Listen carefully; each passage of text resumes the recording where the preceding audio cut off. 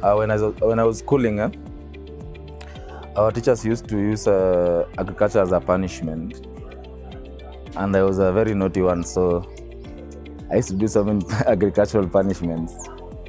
So somehow I started actually liking it. After schooling, actually, I was not so much into farming.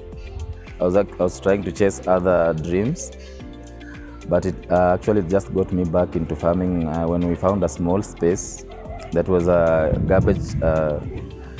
It was a dumping site, and then we reclaimed it. So we had an idea of planting trees just to make the place green and cleaner. But then I changed my mind and said, why not do agriculture in the same space?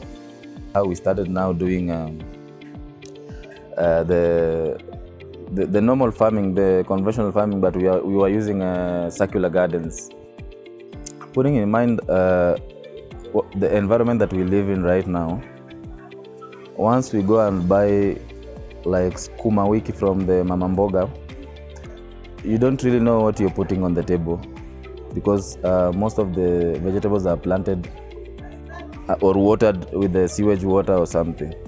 So I was really interested in championing this kind of urban farming, so that at least people could know what you're putting, like food security in terms of scarcity, and also food security in terms of what you're putting on your plate every day. The first circular garden farming was getting attention from so many people. People could visit and see what we are doing. And at some point, HNP were trying to get some farmers to work with around Kibera. And I was one of them, one of the farmers who were identified. And I think amongst so many, they narrowed down to like 2 or 3, and I was one of them. We were just doing farming without the proper knowledge. But then HNP took us to a very deep training. And now I could say that I'm a certified hydroponics farmer through the HNP program that took us through that training. I would say it's much better, way better than the other one, because like this one we have done away with soil. We are only doing planting using only water, and also we've increased our plant population by over 100%. And also some of the challenges that we had with the other one, this one has eradicated. So I think fewer challenges, fewer diseases, more space, and more yield. I think our community at large has very vulnerable families out there.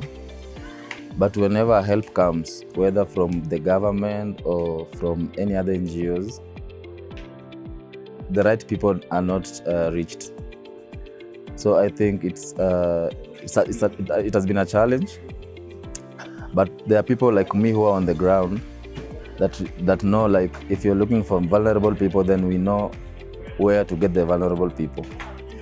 So I will really commend HNP, because their way of identifying the vulnerable people has been commendable, and I think that is the only organization I've seen that are really like looking for the right person to help. I would really love to thank HNP for believing in me as a person, like they can work with me, and they have been part of this journey since the start of the coronavirus, and we've been working together, and the trainings that they have took us. I'd also like to thank WFP for their input. This has really touched the right people, and I think in future this is going to be a very big thing.